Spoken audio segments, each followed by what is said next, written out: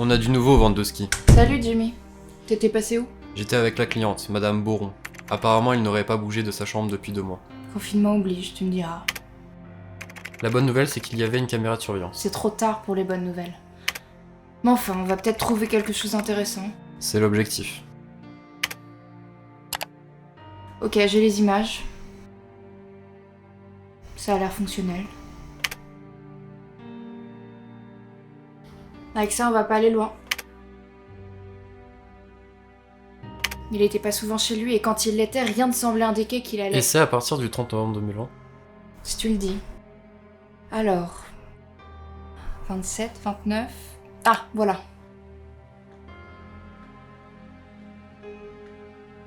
Pourquoi cette date? Un pressentiment. Passe au jour suivant. Ok.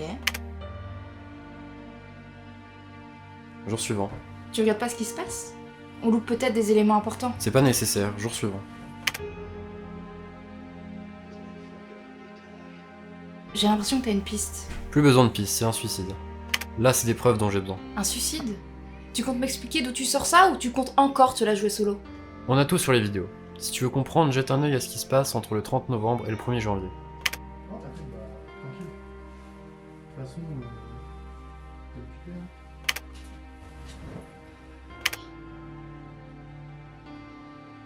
Son humeur semble changer petit à petit, mais... je vois rien qui pourrait expliquer pourquoi. Un jeune sociable rempli de vie qui se retrouve seul et isolé suite au confinement. Il n'a pas supporté la solitude et l'enfermement. C'est plus que ça. Il s'est rendu compte à quel point elle n'apportait rien. Qu'est-ce qui l'aurait poussé à s'en rendre compte? Depuis combien de temps est-il mort?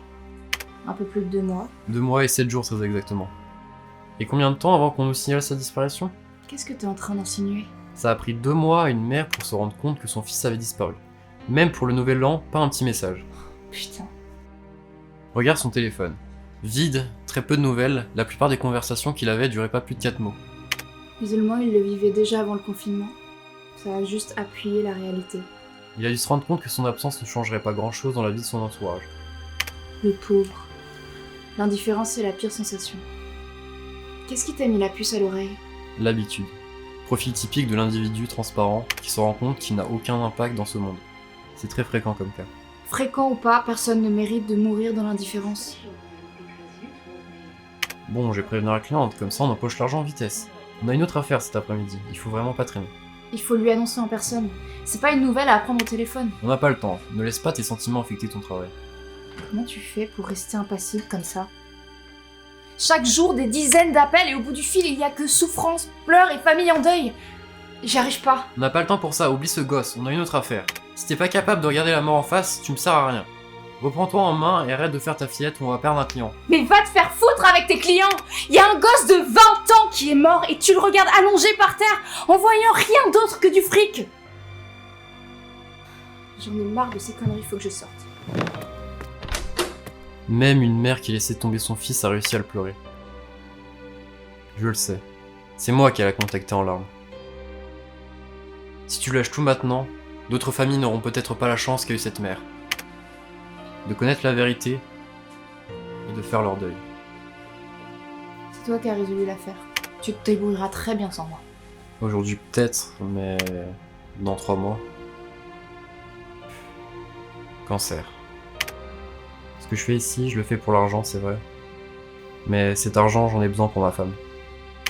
Toi, c'est différent.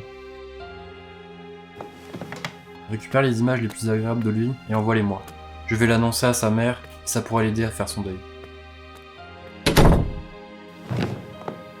Putain de cancer.